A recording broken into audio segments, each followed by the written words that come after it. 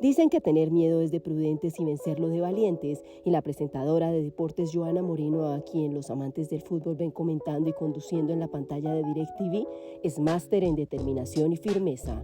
Su historia como víctima de violencia intrafamiliar es la de muchos o muchas, pero como pocos dio un fuerte grito con el objetivo de no ser más una voz silenciosa que calla, que permite y que ahoga dolor y tristeza. Mi Joa, tú has venido recorriendo un camino de lucha por las mujeres y los niños maltratados. Sinceramente, Joa, ¿en qué momento de tu vida te das cuenta que tú eres víctima de maltrato intrafamiliar y decides ponerle stop a esto? Cris, sinceramente, cuando tengo a mi hija en brazos ¿Qué y pasó? vivo un momento muy grotesco con mi hija en brazos y escucho una frase muy grotesca hacia mí y digo, yo esto no lo quiero para mi hija. Está bien que no fui ciega en años anteriores durante la relación, pero sí fui determinante en ese momento en que yo esto no lo quiero para mi hija.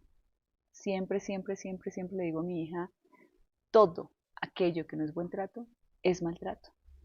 Y ese fue el momento más determinante para mí, es decir, nunca más, no voy a ser más una voz silenciosa. Tú esperaste para ese momento o sea, te quedaste callada por meses atrás, porque eras tú Años. solita años atrás. ¿Qué pasaba en esos años y por qué te quedabas callada? No porque no supiera cómo estaba viviendo los últimos años inmersa en esa relación, porque lo veía todo clarito y tenía claro también que no quería vivir así. Pero es increíble, por eso mi fundación se llama No Más Voces Silenciosas. Es increíble como tú piensas, como tú observas, como tú quisieras comunicar y decir, basta, no más, pero no te sale la voz. O sea, es muy difícil de explicar. El día que nació mi hija, viví unos episodios que yo decía, Dios, o sea, ¿por qué no puedo ni siquiera el día que voy a dar a luz a mi hija estar bien y en paz conmigo misma y disfrutarme este momento? Y yo lo veía y en esos momentos álgidos durante el trabajo de parto, y yo quería decirle que por favor me dejara sola y no podía. Y lo tenía ahí en la garganta, en el corazón, en el pecho atravesado y no podía. Es de verdad impresionante cómo no puedes hablar, no porque no quieras, sino porque realmente no te sale la voz. O sea, tú por dentro le estás diciendo, por favor, por favor, por favor, por favor, no más, pero no lo puedes proyectar. Hay una imposibilidad fisiológica, corporal, verbal, impresionante. Joa, ¿qué se considera maltrato? ¿Qué viviste tú? Pues hay maltrato verbal, hay agresión física, Claro. hay otro tipo de maltrato. En tu caso, ¿cuál fue? Hay muchos tipos de violencias, violencia económica, violencia psicológica, Ujú. violencia verbal. Bueno, hay un sinnúmero de violencias que hasta ahora estamos empezando a reconocer y a decir, ay, eso Esto se me llama pasa así, y esto eso me se llama así, pasa. o sea, no estoy loca, o Ujú. sea, realmente esto tiene un concepto científico, técnico, legal, judicial. Ah, no soy la loca, como siempre me han hecho creer, que es que yo me imagino las cosas. Mira, quisiera poder empezar por responderte que he vivido, pero sigo viviendo. En este momento yo enfrento un juicio por un supuesto fraude procesal como parte de esa inconformidad de no tomar la sapiencia de decir que cuando yo he ido a buscar la institucionalidad para resguardar los derechos de mi hija y míos, han sido porque realmente sentí que yo podía ir a buscar esa institucionalidad para que hiciera lo que normativamente está escrito en el papel y resulta que no. Resulta Ujú. que hoy estoy enfrentándome a un juicio doloroso, miedoso, mi libertad está en juego, estoy con un pie en la cárcel, un pie en la libertad, porque a un fiscal le parece que él debe abrazar y resguardar a una persona que tiene un fallo en primera instancia condenatorio por inasistencia alimentaria, que debe abrazar y cuidar, proteger y resguardar a una persona a la que le quitaron las visitas en algún momento porque se demostró que estaban vulnerados los derechos de nuestra hija en ese momento.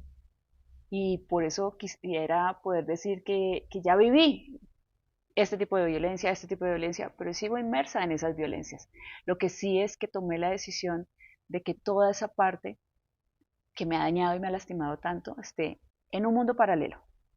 Entonces yo, por ejemplo, duré en una audiencia más de 9 horas y a la par yo estaba yendo a entrevistar a Nairo Quintana, conectada virtualmente a la audiencia, y a la par yo estaba yendo a una reunión de la fundación para una gira que vamos a tener súper linda con el Balón Púrpura, y a la par soy todas esas versiones. Y lo más que destacable también de esta pregunta que me haces es que nos han enseñado que solamente si estamos sangrando o con un morado visible, realmente se nos debe creer que nos maltratan. Y no, nos maltratan de muchas formas y de distintas formas, incluso esas formas que no se notan en la piel son las que terminan muchas veces quitando vidas. Sí, afectándote más. ¿En qué va eso? ¿En qué va ese proceso, Joan, en que tú podrías tener una medida extramural? Intramural. Intramural. Intramural. Pues mira, digamos que empezó por fin, en el 2023 se me acusa formalmente, este fiscal toma la determinación de acusarme, de no escucharme en entrevista, de quedarse con una sola versión. Eh, Me veo en la necesidad desde el temor, desde el miedo de no sentir que estoy teniendo acceso a un debido proceso, que no se me están brindando garantías en el debido proceso, a hacerlo público.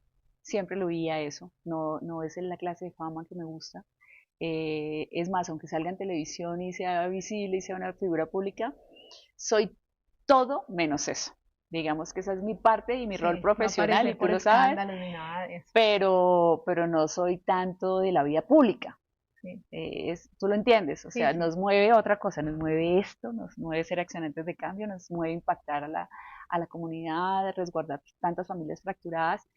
En ese momento, ese fiscal en su momento me llevaba en una velocidad, Cris, que te digo que en junio del 2023 yo hubiera podido terminar presa. Y dijimos, Dios mío, ¿qué es todo esto? ¿Cómo un fiscal puede de esa manera no permitirme ni siquiera sentir que me puedo defender en ley? Y bueno, me confronté mucho, tuve que hacer una portada, contar qué me estaba pasando, y todos me decían, ¿cómo te ayudamos? Y yo con oraciones, y eso sirvió de alguna manera porque esa celeridad con la que esa fiscal estaba llevándome en una audiencia tras otra, tras otra, tras Sí. otra, se detuvo de repente. Eso nos muestra, Cris, que evidentemente no siempre cuando tú estás en medio de un proceso, eh, la justicia tarda, ¿no? Porque tenemos la percepción de, quién sabe si eso va a prosperar o no. Pues a mí en menos de 3 meses ya Ya me estaba ha prosperado. imputada, acusada y lista para audiencia preparatoria de juicio oral. Y desde esa fecha, que fue marzo del 2023 a lo que va corrido este año 2024, pues el fiscal nunca más volvió a presentarse a una audiencia. Tuvimos 5 llamados previos, en el que pues no volvimos a ver la presencia del fiscal. Y ahora por fin ya se llevó a cabo esta audiencia preparatoria, en donde se decretaron pruebas de las dos partes, y empieza ahora sí esta realidad difícil de sobrellevar, porque no es suficiente saber que no soy culpable, pero no solamente que no soy culpable, sino que no soy responsable. Y que, Cris, si yo tengo que terminar en una cárcel por haber ido a una comisaría a decir, no me siento cómoda con esta situación y siento que esto no está bien para mi hija, yo te lo digo, yo voy a terminar en una cárcel las veces que sean necesarias. Y no importa, porque yo siempre voy a hacer lo que hay que hacer, siempre en derecho, eso sí, con la verdad y con las pruebas que tengo. Y es increíble cómo la jurisprudencia en este país termina entonces yendo detrás de una mamá, que es la única garante de los derechos de mi hija, y cuidando a un papá inasistente alimentario, a un papá que ha vulnerado, a un papá que no hace sino poner denuncias.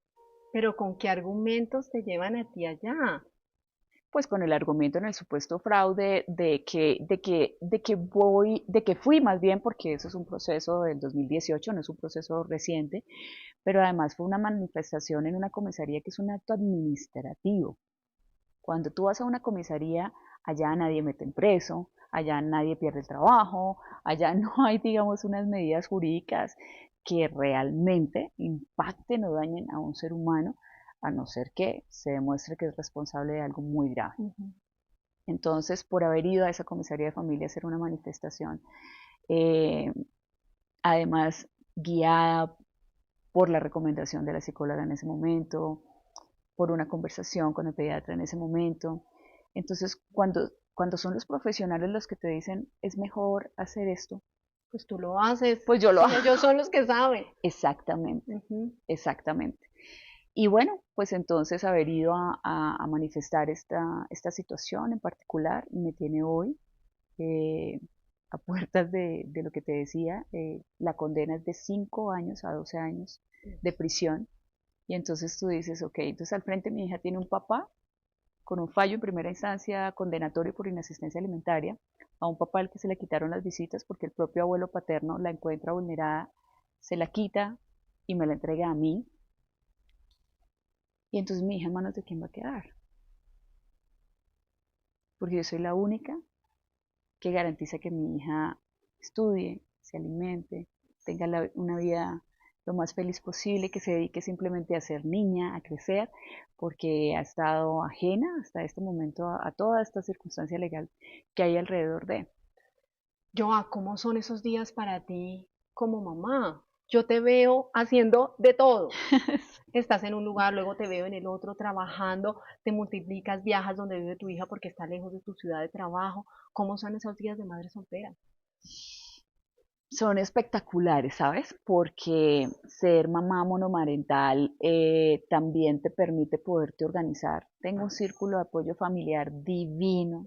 La red de apoyo, que esa es Tengo una fabulosa. red de apoyo divina. Tengo un novio que es un ser humano impresionante, que desde él todo lo que pueda facilitarme en mi día a día, en mis necesidades, no solamente en la parte chévere, sino también en las críticas y en las difíciles, está, y es un regalo de la vida muy lindo que tengo a mi lado también.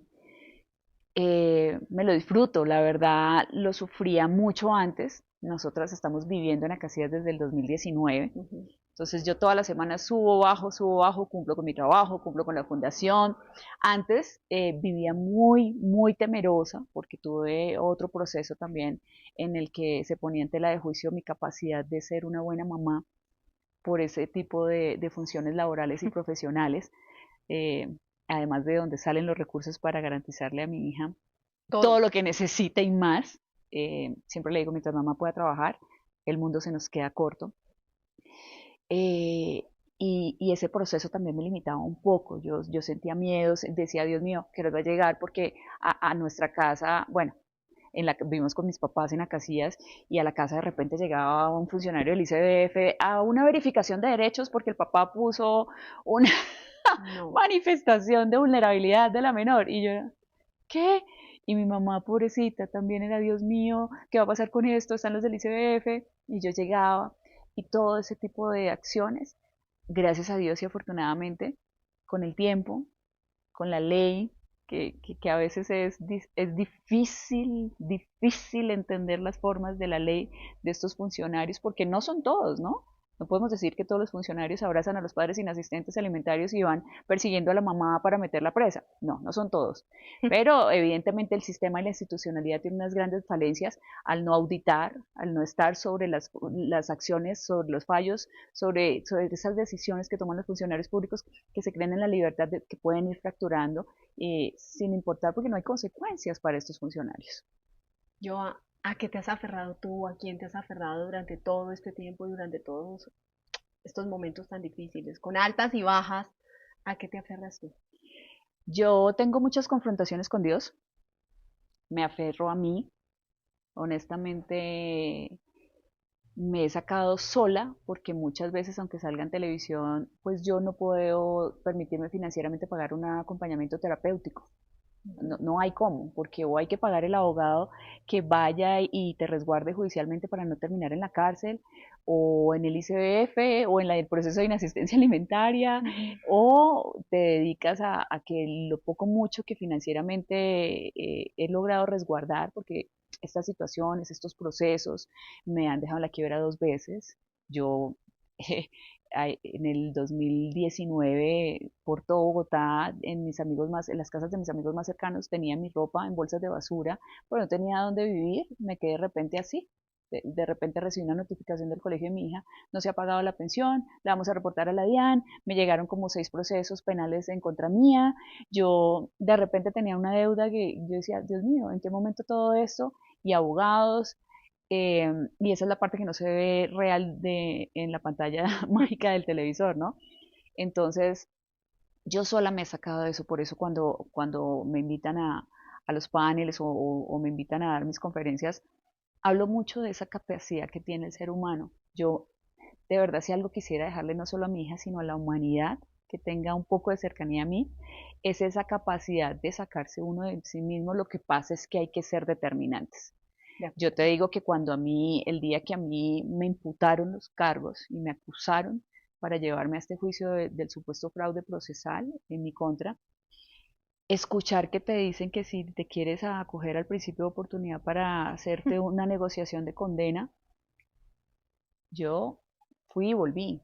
O sea, yo decía, ¿yo en dónde estoy? ¿Yo a qué hora estoy acá escuchando que me digan que si quiero negociar una condena para ir a la cárcel? O sea, ¿esto qué es? O sea, ¿en qué momento de mi vida esto llegó? Terminé metida en esto. ¿Yo qué horas terminé metida en esto? Y te voy a decir algo, ese día era un día muy importante porque yo llevaba mucho tiempo en mi trabajo diciendo que quería comentar fútbol y tuvimos, gracias a Dios, me dieron la oportunidad. Y te voy a decir algo. También estaba el proceso en donde se cuestionaba si yo podía tener la custodia de mi hija o no, y ese día, después de una investigación que se hizo muy profunda en una comisaría de Usaquén, bueno, yo terminé la audiencia, escuché que no prosperaba ese proceso, que gracias a Dios resguardaba la tenencia y custodia de mi hija, y yo salí y crucé la puerta, me paré en el estudio, me puse a llorar. Mientras yo lloraba me alambraban, me ponían el apuntador, todo, para vivir un sueño que yo llevaba años pidiendo y que justo se daba el mismo día en el que yo estaba conectada a una audiencia. Y hablé con mi productor y, y le dije, ¿sabes qué? Yo voy a tener la capacidad de, pase lo que pase, no negarme este sueño porque yo me merezco cosas buenas y bonitas. Así yo esté en el centro del lodo en este momento. Y por eso te digo que sí hay que ser determinantes. Totalmente de acuerdo. Muy determinantes. Para todo en la vida. Y después de ser determinantes, mi Cris, es saber que aunque el de al frente nos lastime, a veces también necesitamos ponernos en los zapatos de esa alguien. Porque a veces justificamos también acciones desde nosotros validadas en que nos hacen esto, entonces nosotros por eso podemos hacer esto. Y no, todo lo contrario, todo lo que me ha pasado a mí, todo lo que esta persona me ha hecho a mí, ha sido solamente para cosas increíblemente retadoras, pero para que yo hoy tenga este logo tatuado casi que en mi piel de No Más Voces Silenciosas, para que mi hija esté viendo qué significa un balón púrpura, qué significa una carrera al amanecer llanero, cuántas familias impactamos, cuántas vidas cambiamos. Así que sí, en su momento él logró de verdad sumergirme en el fango, pero yo de ahí renací en color morado y púrpura. Pero sabes que, Joana, no pelees con Dios, Dios es maravilloso, tú lo sabes, tú conoces mi historia de vida muy bien y sabes que Dios es grandioso y siempre está ahí para respaldarnos. Con Él es mejor, vas a ver. No le pelees. Haz las paces, ¿ya hiciste las paces? Y es que yo no peleo, me pego unas conversadas, Cris, es muy loco, pero yo me siento, ¿de verdad esto? Me contesto, ¿no? Pero ¿en serio era necesario que? Entonces no usaría que el término pelear, pero sí me pego unas conversadas te pongo los puntos sobre las i, ¿sabes? Te está haciendo fuerte, si no, tú no serías esta voz, la voz de tantas mujeres. El pasado 19 de junio, el juzgado segundo promiscuo municipal de Acacias Meta encuentra al padre de la hija de Johanna Moreno responsable de inasistencia alimentaria. Sin embargo, esta sentencia fue apelada por él. Mientras se ratifica o se da absolución, el próximo 24 de septiembre, ante la Fiscalía General de la Nación, empezará el juicio oral por el supuesto fraude procesal del que se le acusa a la presentadora. Allí se escucharán testigos y cada parte presentará sus pruebas. Bueno, me consta que en esta fundación ha ido creciendo muchísimo porque, al contrario de lo que tú pensabas que estaba sola, hay cientos, no sé si miles de mujeres que viven episodios como estos y no tienen forma de salir a decirle a nadie. Hay mucha desinformación en esto, yo. Mucha, pero además, Nadie sabe qué además, hacer. ¿sabes qué? Nace, No Más Voces Silenciosas nace de mi experiencia personal como mujer, pero en la fundación nosotros también tenemos hombres, tenemos papás, y por eso mi campaña del balón púrpura, que tú fuiste pionera con Juanfe, divinos, tenía esa intención y esa coherencia del discurso de decir, oiga, esto también le pasa a los hombres. Y oiga, necesitamos es resguardar, arraigar y proteger a esos buenos hombres que también han cometido errores, pero que esa sensibilidad les ha podido más en reconocer, yo me equivoqué y yo quiero hacer las cosas mejor porque quiero abrazar a esta mujer, ¿sabes? Y cogerlos y decir, venga, venga, usted es de los nuestros, usted no sienta que lo queremos dejar por fuera, queremos que esté aquí al lado nuestro. Por eso ese balón púrpura llega al fútbol profesional masculino cuando se creía que iba a terminar o a iniciar en la liga profesional femenina, en donde es obvio que un balón púrpura va a ser muy bien recibido. Pero ¿y qué pasa con esos hombres? Es un nicho al que decíamos, ay, no, porque queremos, todos los hombres son malos, todos los hombres lastiman, todos los hombres son, ¿qué? Yo tengo hombres divinos, maravillosos, es que yo me muevo en un mundo masculino, y tú vieras lo padres que son de mi hija. Pues me han visto embarazada, han visto crecer a la pulga, y ella se muere de la risa con mis compañeros. Son hombres buenos, lindos, líderes, que desafortunadamente van ahí en la misma camada porque creemos que esto es algo de géneros, y esto no es un tema de géneros. Esto le pasa a hombres y a mujeres de la misma manera. Joa, ¿se puede perdonar al agresor? Yo no siento que le tengo que perdonar nada, ¿sabes? No. De hecho, creo que ese es un trabajo que nunca necesité hacer, más bien todo lo contrario. Al principio lo que sí hice mal fue tratar de entender por qué, hasta que entendí que sus acciones le pertenecen solamente a él. Yo no puedo ni siquiera imaginar ni visualizar cómo durante estos 11 años el propósito de vida de un ser humano simplemente es ir siendo voluntarioso, ¿cierto? Entonces, todos son culpables menos yo, ¿sabes? Y entonces, la verdad no es un ser humano que existe para mí. Perdonarle que a alguien que no está presente en tu vida.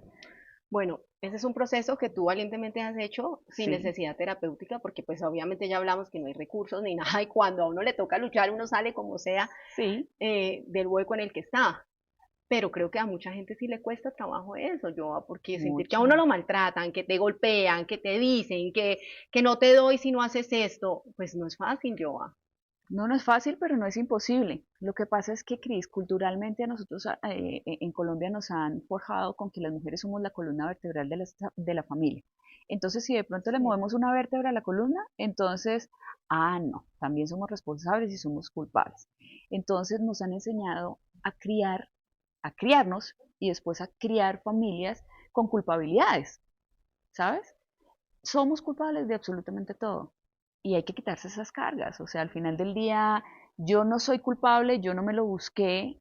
Puede ser que sí tomé decisiones equivocadas en cuanto a quién elegí para estar al lado mío, o el trabajo, porque además es que uno es una voz silenciosa en el trabajo, en la familia, en pareja, o sea, en todos los escenarios posibles de la vida, no solamente en las relaciones interpersonales. Entonces, al final del día, de verdad te lo digo, con conocimiento de causa, uno solamente necesita ser determinante. ¿Que a unos les cuesta más que a otros?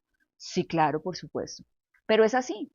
Si uno es determinante, uno sale adelante. Como sea. Sí, y lo que te digo, cuando uno un poco se pone en el papel del otro, de ese que te lastima, que te daña, que te agrede, que te hace tantas cosas, uno termina diciendo, yo tan boba. esto no pasa por mí, o sea, realmente, y no me corresponde a mí hacerme cargo de eso que pasa allá. Me corresponde defenderme, tampoco pues es que me voy a quedar quieto, ¿cierto? Yo tuve esa mala estrategia los primeros años y fue la resistencia. Resistir, resistir, resistir, un día se va a cansar, un día se le va a olvidar, esas frases coloquiales, deje que tenga novia, deje que se case, deje que tenga otra hija, deje... No, no, no, no, no, no. O sea, pasan los años y eso sigue en lo mismo, por eso, porque pasa por él, no por mí. Yo en todo este periodo de lucha vi una imagen tuya una vez en las redes sociales donde te identificaban con una rata. Sí, Viene de parte del agresor esa imagen. sí. ¿Quién difundió esa imagen? ¿Y cómo fue ese momento para ti? No sé si afectó de alguna manera también tu carrera, porque tú eres una figura pública apoyada por otras figuras públicas que están viendo esto, como me llegó a mí. Sí, sí, sí, sí. Sentimos muchos temores desde las inseguridades internas que tenemos, ¿no? Entonces yo llevaba una doble vida en el sentido de en mi trabajo no pueden ni enterarse que yo tengo estas demandas, que yo tengo esto, que yo estoy viviendo en las Casillas, que mi contrato es un contrato en Bogotá y no No, pueden enterarse que yo cada 2, 3 días estoy suba, baje, nada. Unos temores justamente porque dudaba, porque era relevante para mí que pudiera, qué imagen pudiera darse el otro y desconocí que en mi trabajo yo llevo más de una década y que las personas que me han acompañado son las... en mi vida son las mismas, Cris. Yo te veo hace 20 años y te veo y te abrazo con el mismo cariño, el mismo aprecio. Hoy en día conoces mucho más mi intimidad y de mi vida personal, pero son las mismas personas, no hemos cambiado, hemos crecido, pero somos las mismas personas. Cuando esto pasa y yo tengo que tomar la determinación de hacerlo público y hacer la portada de una revista, yo digo, Dios mío, pido cita con mi jefe directo del canal en ese momento. En esa semana teníamos una convención también muy importante y yo decía, Dios mío, vienen los Pluma Blanca del canal, los nuevos dueños, ¿qué va a pasar cuando digan que su imagen femenina tiene un pie en la cárcel y otra por fuera de la cárcel porque está en medio de un proceso penal? Y resultó que todos esos temores eran solamente inseguridades mías. ¿Qué dijeron ellos? ¿Tú les contaste qué No tuve pasó? la necesidad. Bueno, pasaron dos cosas muy importantes. Una, y es que el día que a mí me acusan formalmente, yo estaba ese día, tenía que hacer programa, pues por lo que te digo, yo no había Ujú. contado nada, y yo tenía que hacer programa, pero ya yo había vislumbrado un poco que la situación, lo que me estaba pasando, se estaba volviendo insostenible, las audiencias, mi parte emocional, mi falta de autocontrol, un poco emocional también, todo lo que conllevaba, porque pues lo que te decía, que a ti te digan, bueno, si dice que es culpable, entonces le negociamos la condena, y uno es como que, bueno, ese día yo estaba en el camerino y llegó uno de mis compañeros y se puso la mano en el pecho y me dice, nena, mejor mamá no puede tener tu hija, mejor ser humano no puede ser, yo estoy roto con lo que me acabo de enterar. Y se pone a llorar y cuando él se pone a llorar empiezan a entrar dos compañeros más míos y no entienden y después me agarran de la mano y termino yo ahí abrazada por estos hombres, hombres en todo el sentido de la palabra, pero con esa sensibilidad tan importante. Yo empecé a tener una crisis nerviosa, un ataque de ansiedad, empecé a, no podía No. respirar, no podía respirar, no podía respirar, en esa se entra Tito y yo miraba a Tito y yo le decía, mi trabajo, no me quites mi trabajo, no me dejes sin trabajo, y sin poder respirar, y me decía, no puedes ni respirar y lo único en lo que piensas es en tu trabajo, claro, porque eso es lo único que él no me ha podido quitar, mi trabajo. Retiro. Después me ha quitado todo, mi hija, tiempo, vida, casa, mis finanzas, mi autonomía, mi independencia económica, un lugar donde vivir y estoy en casa con mis papás. Y eso fue un momento muy crítico. Y a los 3 días teníamos la convención y llego allá y me dice mi jefe, un argentino con un corazón, me dice, me coge de las manos y me dice que tú sepas que no entendemos qué está pasando acá, pero lo que sí tenemos claro es quién eres tú. y que sepas tú que la orden es que te vamos a acompañar.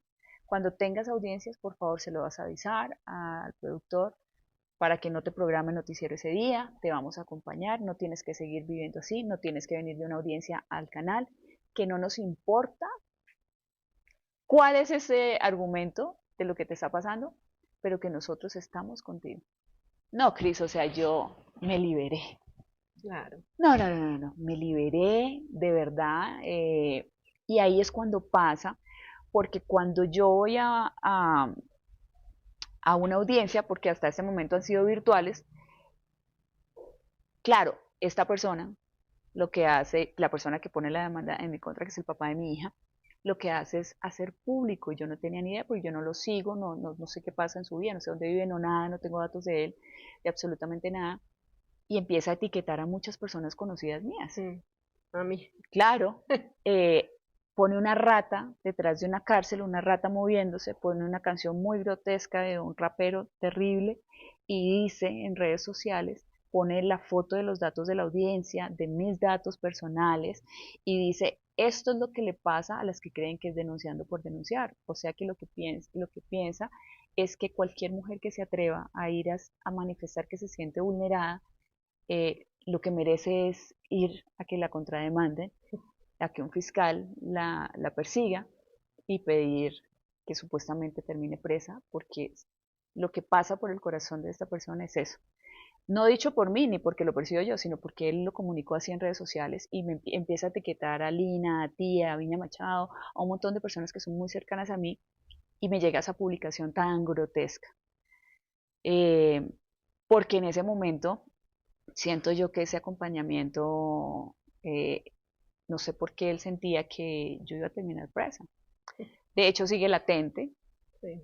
Eso es algo que evidentemente solamente se sabrá al final del juicio o no.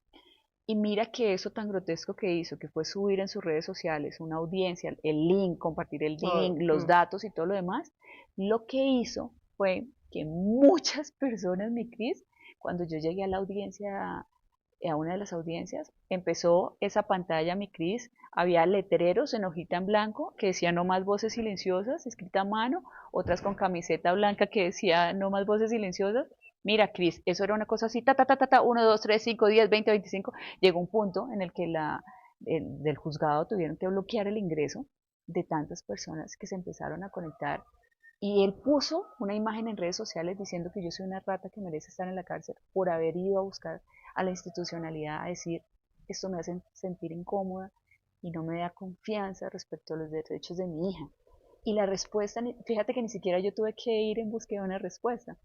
La respuesta a esa publicación tan grotesca, tan dañina, tan ausente y carente de valores y de principios, terminó en que más de 50 personas eran la respuesta a, ¿usted cree que Joana es una rata que no está en la cárcel? Nosotros no, y aquí vamos a estar para ella. Joa, mira, te invité a esta entrevista porque creo que hay muchas mujeres atravesando la situación tuya, que no tienen salidas, que no tienen opciones, que no tienen ideas. Y te digo que eres una valiente. He visto cómo ha crecido Guadalupe, que es tu bebé, y mejor no puede estar. Divina. Sinceramente, Joa, estoy muy feliz de que te des una nueva oportunidad, de verte aquí tan segura, sonriendo, porque me han tocado muchas lágrimas contigo. Sí. ¿Cómo hiciste para volverte a enamorar? Es que yo siempre he creído en el amor. Siempre. Y eso es como en los negocios. Tú puedes decir, bueno, a mí me encanta maquillar, por decir algo, ¿no? Entonces tú vas y compras un blush que te puede salir bien o no. Ah, bueno, pues eso no depende de ti, eso depende de la calidad de los materiales del blush, Ejemplo. ¿cierto? Sí, porque queremos que la gente lo entienda de una forma práctica. Entonces, pues, ¿qué culpa tienen qué tal yo haberme perdido esos novios tan lindos? ¿Qué tal yo haberme perdido de este novio tan lindo que tengo? Porque es un ser humano increíble. Cuando uno tiene las mismas bases de principios, olvídate, todo de ahí en adelante es acomodable, es modificable, es reorganizable, porque no tienes que hablar de principios. Los principios son los principios. Robar es robar, independientemente de en quién creas o cómo hayas sido formado o lo que sea. Entonces, yo siempre creo en el amor. Yo nunca no me he decepcionado del amor, jamás. Creo profundamente en el amor. de mi primera conferencia y mi primer proyecto se llamaba Nada Somos Sin Amor. Sí. Y todo el mundo quedó enganchado. Y una vez Flavia me dice, vente que vamos a hablar del amor. Y uno no puede hacer una entrevista o tener un panel si no está la creadora de Nada Somos Sin Amor. Sí, y yo hablo del amor, incluso sin que sintiera que aunque he tenido relaciones bonitas, realmente hubiese llegado esa persona que yo diga, no, aquí sí mejor dicho. De hecho, yo me río mucho, me río mucho, hablo con Viña porque eh, es como esa forma tan particular que yo tengo de amar. No puedo estar así tan en el día a día, mi Cris. Y no significa que no amo, me muero de amor, pero a mí eso de pensar de que estar todos los días o que hay que verse todos los días con el novio, digo, no, no, por favor, no puedo. No, es un reto para mí. No, mía, si te casaras, entonces. Sí, de hecho estoy permitiéndome, pero también porque me siento desde el amor acompañada y motivada. Ahora voy a eventos con mi novio, ahora lo involucro, ahora me permito estar en muchos espacios compartiendo con él y él ha tenido una disposición divina. Creo que va también un poco adaptándose, pero también como de qué tan lindo que antes no pasaba esto y ahora te permitas estarlo vivenciando conmigo. Sí. Joa, gracias por ser esa voz tan linda acá, tan ejemplar y tan valiente para muchas mujeres, hombres también, Sí. que yo sé que van a dar esta batalla como tú la has dado.